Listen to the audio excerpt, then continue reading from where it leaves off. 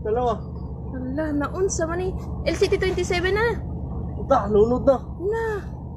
Pao nang suga, oh. Oh! Oh! Oh! Luksa! Oh! Oh! Ah! Bijuan ni mo? Hala. Ta! Sinang second na bakayan po ng Philippine Coast Guard Ormoc, sir. Okay, so mayroon daw nangyari sa daungan diyan sa Ormoc kagabi, ang Light Ferry 3. Yes, sir. Yes, sir. Ah. Yes po. Anong nangyari sa Light Ferry 3, sir? Sa anong po, sir, is, anong report, sir, is napasukan ng tubig, sir, tapos bigla na lang lumubog, sir. Na-submerge siya, sir, na tumagilid. Tapos yun, napasukan ng tubig, sir. Kaya ngayon, yun, lumubog na, sir. Na-submerge na. Lubog tuloy nalubog tuloy ang naturang Light Ferry 3, sir. Yes, sir. Yes po. So, iilang lahat ang mga pasahero sa naturang barko? Ang pasahero nun, sir, is negative, sir.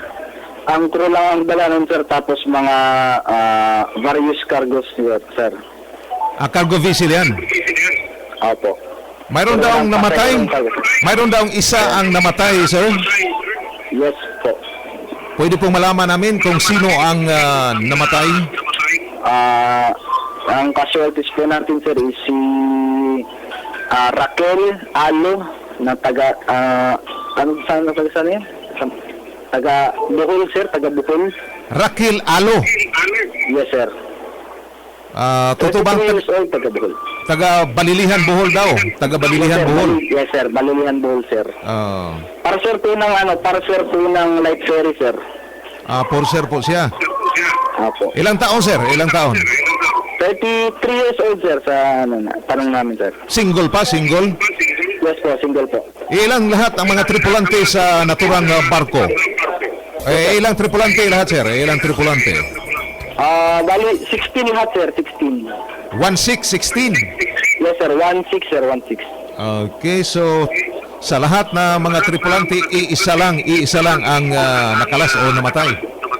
Yes po, tama po, sir. Raquel Alo, no? 23 years old. Yes, sir, 33, sir, 33, sir. 33. Yes, sir. So nasaan na siya ngayon, sir? Sa ngayon, sir, nasa St. Peter, siya, sir? Nasa-turnover na sa St. Peter, sir.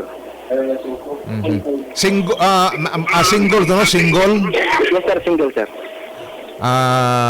Napabigyan alam na ba o na sabihan na ba ang mga kanyang mga magulang, sir? Sa ngayon, sir, wala pa pong sir. Baka tinawagan namin, sir, kasi yung iba, sir, hindi makontak yung cellphone niya, sir, kasi baka nalunod yung pati yung niya, sir, cellphone is nasira din. Kaya wala pa, sir. Itatawag pa siguro ng company nila, sir, regarding dun, sir. Okay, maraming taga Balilihan Bohol na mga listeners natin ngayon, sir. Pwede bang matawagan nyo Alin, sir, yung ang mga magulang niya o kang mga cousins niya dito sa Balilihan Bohol, kung nasaan na ngayon ang Rime o si Raquel Alo? Yes, sir. Pina-find out na po namin, sir, yung mga relatives ni sir para magtawagan po namin siya. Makikipag-coordinate na rin po kami sa shipping lines nila, sir, para regarding dyan sa nangyari, sir. Ano ka naging sanhi ng